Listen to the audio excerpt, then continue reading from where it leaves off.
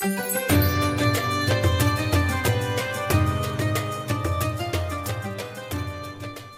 billahi minasyaitonir rajim. Bismillahirrahmanirrahim. Wa bihi nasta'inu ala umurid dunya waddin. Wassalatu wassalamu ala asyrafil anbiya'i wal mursalin habibina wa habibi qulubil alamin Abil Qasimil Mustafa Muhammad wa ala alihi at-tayyibin at-tahirin. Amma ba'du. Pemirsa channel Safina TV rahimakumullah. Assalamualaikum warahmatullahi wabarakatuh. Qala Allah Subhanahu wa ta'ala fil Qur'anil Karim, a'udzu billahi minasyaitonir rajim. Bismillahirrahmanirrahim. Wa yut'imuna at-ta'ama 'ala hubbihi miskinan wa yatiman wa asira. Dan mereka memberikan makanan sesuatu yang dia cintai kepada miskin, kepada yatim, dan kepada tawanan perang. Ayat ini berkaitan erat dengan keluarga Al-Imam Ali bin Abi Thalib alaihissalam. Ketika itu Al-Imam Hasan dan Imam Husain alaihissalam dalam kondisi sakit. Kemudian Al-Imam Ali bin Abi Thalib alaihissalam membawa putranya menghadap Rasulullah sallallahu alaihi wasallam. Kemudian Rasulullah memberikan nasihat kepada Al-Imam Ali bin Abi Thalib alaihissalam untuk melakukan nazar jika anaknya, kedua putranya sembuh dari sakit. Kemudian Al-Imam Ali bin Abi Thalib alaihissalam bernazar untuk berpuasa 3 hari jika kedua putranya sembuh.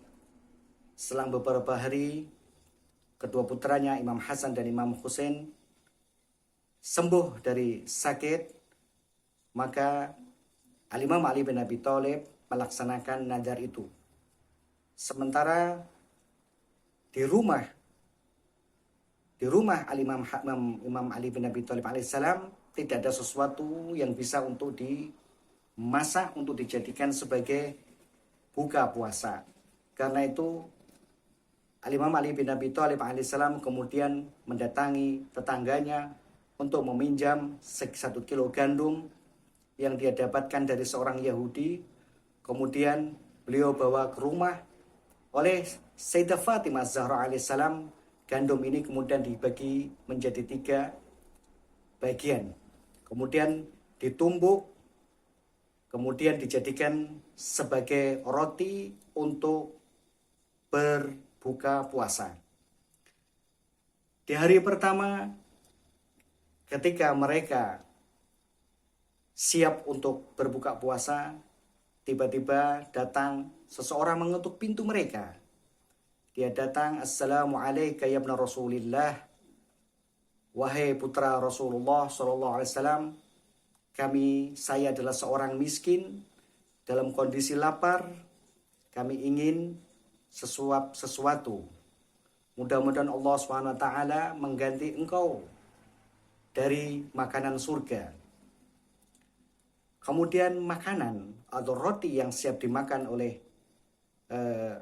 keluarga Al-Imam Ali bin Abi Thalib itu diberikan kepada seorang miskin yang meminta pada saat itu. Malam itu mereka istirahat dalam kondisi perut kosong, dalam kondisi kelaparan. Kemudian di hari kedua, hal yang sama dilakukan ketika mereka sudah siap untuk menyantap hidangan untuk berbuka puasa. Tiba-tiba pintunya diketuk kembali oleh seseorang yang ternyata adalah seorang yatim yang juga dalam kondisi membutuhkan makanan itu dan diberikan roti. Di hari kedua, keluarga manusia suci ini istirahat dalam kondisi perut lapar. Di hari ketiga, kondisi yang sama ketika mereka siap untuk berbuka puasa, tiba-tiba pintu rumahnya diketuk oleh seseorang yang ternyata itu adalah seorang tawanan perang yang juga membutuhkan roti dan makanan untuk kebutuhan dirinya. Hal yang sama juga dilakukan oleh keluarga Ali bin Abi Thalib alaihissalam. Kemudian roti itu diberikan kepada tawanan perang. Malam itu juga mereka dalam kondisi kelaparan, sampai-sampai di hari berikutnya kemudian Sayyidah Fatimah Zahra alaihissalam mengenyangkan atau mengencangkan perutnya karena lapar yang dia rasakan, yang beliau rasakan. Ayat ini kemudian turun karena ketika Rasulullah SAW datang kepada keluarga ini, melihat apa yang disaksikan dalam keluarga ini, kemudian Rasulullah SAW menangis, kemudian ayat turun kepada keluarga Al-Imam Ali bin Abi Thalib, wa yut'imuna at-ta'ama 'ala hubbihi miskinan wa yatiman wa asira. Pemirsa yang dirahmati Allah Subhanahu wa taala, apa yang kita dapatkan dari peristiwa ini? Peristiwa ini mengajarkan kepada kita bahwa kita diajari oleh keluarga Al-Imam Ali bin Abi Thalib alaihissalam untuk mendahulukan kepentingan orang lain di atas kepentingan kita. Ini oleh ulama kita, kondisi seperti ini disebut dengan ithar, yakni apa? Mementingkan kepentingan orang lain di atas kepentingan pribadi. Oleh karena itu, ulama kita membagi sedekah atau mementingkan kepentingan orang lain ini tadi, memberikan sesuatu kepada orang lain ini tadi menjadi 3 bagian. Yang pertama, kalau misalnya kita, kebutuhan kita dengan keluarga kita 100.000, kemudian kita mendapatkan sesuatu lebih dari 100.000, misalnya 150, kemudian 50-nya kita berikan kepada orang lain, ini juga disebut sedekah. Ini juga disebut dengan mementingkan orang lain. Tetapi kepentingan pribadi, kepentingan keluarga tidak pernah terkurangi. Di mata Allah Subhanahu wa taala, ini juga hal yang seperti ini juga berharga dan mempunyai nilai yang luar biasa karena mementingkan dan memikirkan keadaan kondisi orang lain. Ini dalam ahli fikih disebut dengan sedekah. Kemudian kondisi kedua, kalau misalnya kebutuhan keluarga kita itu 100.000, kemudian kita berikan separuh dari 100.000 itu kepada orang lain yang membutuhkan, sehingga kebutuhan kita berkurang. Inilah yang disebut dengan muasat. Muasat yakni apa? Kita bersedekah, kita memberikan sesuatu kepada orang lain, kita mengutamakan kepentingan orang lain, tetapi juga mengurangi kebutuhan keluarga kita. Muasat, ini muasat.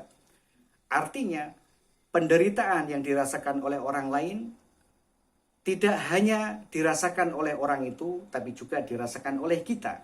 Muasat. Artinya, dalam kondisi seperti ini, bukan hanya dari sisi materi, tapi juga pemikiran, ide, dan gagasan, dan solusi-solusi. Ada muasat. Adapun yang ketiga, yang terjadi dengan keluarga Al-Imam Ali bin Abi Thalib alaihissalam, oleh ahli fikih atau ulama kita, inilah yang disebut dengan ithar. Yakni apa? Tingkatan infak atau sedekah mal, sesuatu yang dimiliki, diberikan sepenuhnya kepada orang lain sehingga kebutuhan keluarganya tidak terpenuhi. Karena ini untuk keridhaan Allah Subhanahu wa taala, karena ini untuk keridhaan Allah Subhanahu wa taala, maka apa yang terjadi dengan keluarga Ali bin Abi Thalib alaihissalam diabadikan dalam surat Al-In'am tadi itu. Kita di bulan suci Ramadan, di bulan penuh berkah, hari-harinya Allah SWT menurunkan rahmat dan hidayahnya. Seringkali kita berdoa. Di dalam sholat kita selalu bermunajat kepada Allah SWT. Yang salah satu poinnya adalah Allahumma ya Allah, Allahumma aghni kulla faqir. Ya Allah, beri kecukupan kepada orang-orang yang fakir. Allahumma shbi' kulla ja'i. Ya Allah, beri kenyang atau beri makanan kepada mereka yang kelaparan. Allahumma kshu kulla uryan. Ya Allah, beri mereka pakaian pada mereka yang tidak punya pakaian atau mereka yang telanjang. Ini doa kita di bulan suci Ramadan ini dan kita baca di setiap sholat kita. Doa ini tidak punya makna apapun kalau tidak dibarengi dengan perbuatan kita, yakni usaha kita untuk mengentaskan kemiskinan, untuk meringankan beban orang lain seperti yang dilakukan oleh keluarga Al-Imam Ali bin Abi Thalib alaihissalam. Di bulan-bulan penuh berkah ini kita berdoa seperti itu. Sehingga kita mendapatkan keberkahan dari bulan suci Ramadan, merasakan derita orang lain. Bukan hanya orang lain itu yang menderita, tapi kita juga merasakan derita itu. Karena itu, sebelum kita memasuki bulan Ramadan, Imam Maksumin kita memberikan kepada kita nasihat kepada kita untuk selalu membacakan doa yang dikenal dengan doa Sya'baniyah. Penggalanya seperti ini. Bismillahirrahmanirrahim. Allahumma sholli ala Muhammad wa ali Muhammad wa'mur qalbi ala ta'atik wa la takhzini ala ma'siyatik warzuqni muwasat man qattarta alaihi min fadlik. Artinya, ya Allah, terus kembangkan, tumbuhkan terus menerus ya Allah dalam hatiku ini ketaatanku kepadamu. Wa'mur qalbi ala ta'atik wa la tuhzini ala ma'siyatik. Jangan hinakan kami ya Allah, jangan nistakan kami ya Allah atas perbuatan maksiat yang kami lakukan. Warzuqni, dan berikan kepada kami hidayah ya Allah, karuniakan kepada kami ya Allah al-muwasat, yakni apa? Rasa penderitaan yang dirasakan oleh orang lain itu juga saya merasakan. Di bulan suci Ramadan ini, Allah Subhanahu wa taala tidak menginginkan atau tidak berharap kita melakukan perbuatan seperti yang dilakukan oleh keluarga Al-Imam Ali bin Abi Thalib alaihissalam. Hanya tuntutan pada muwasat, untuk memberikan kebutuhan kita kurangi sehingga derita orang lain itu terkurangi. Meminimalisir kekurangan dan kebutuhan orang lain tadi itu. Memang terlampau sulit kita untuk mencapai makom seperti yang dilakukan oleh keluarga Ali bin Abi Thalib alaihissalam. Namun kita mungkin sulit untuk mencapai ke sana, tapi kita dituntut untuk bercita-cita untuk mencapai ke sana. Untuk seperti apa yang dilakukan oleh keluarga Ali bin Abi Thalib alaihissalam, yaitu ithar, bersedekah, ithar. Pada saat yang sama, kita akan menuju ke sana kalau kita bisa melampaui dua hal yang tadi kita sebutkan. Yakni apa? Kita bersedekah, baik itu mengurangi kebutuhan kita atau tidak. Dan yang kedua, bersedekah, memberikan dan berinfak kepada orang lain sekalipun yang kita berikan tadi itu mengurangi kebutuhan keluarga kita, mengurangi kebutuhan kita. Ini kita berdoa kepada Allah SWT di bulan yang penuh berkah ini, di malam-malam bulan Ramadan yang Allah turunkan rahmatnya, sehingga kita bisa melaksanakan doa tadi itu untuk mengenyangkan orang fakir, untuk mengenyangkan orang-orang yang lapar, memberikan pakaian kepada orang-orang yang membutuhkan. Inilah doa kita. Sehingga ketika kita nanti keluar dari bulan suci Ramadan, kita benar-benar akan menjadi orang yang bertakwa, yang menjaga, yang merasakan derita orang lain sepanjang perjalanan ini. Dan inilah salah satu bagian daripada at-taqwa yang di dalamnya adalah kita melakukan infak kepada orang lain. Ini sepenggal cerita bagaimana kita mendapatkan keberkahan di bulan suci Ramadan ini dengan berusaha sekuat tenaga untuk memikirkan kepentingan orang lain tanpa harus kita mengorbankan kepentingan pribadi kita yang disebut dengan al-muasat.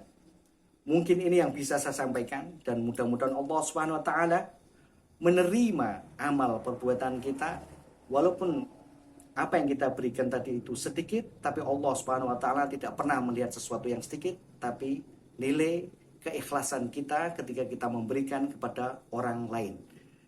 Wabillahi taufiq wal hidayah. Wassalamualaikum warahmatullahi wabarakatuh.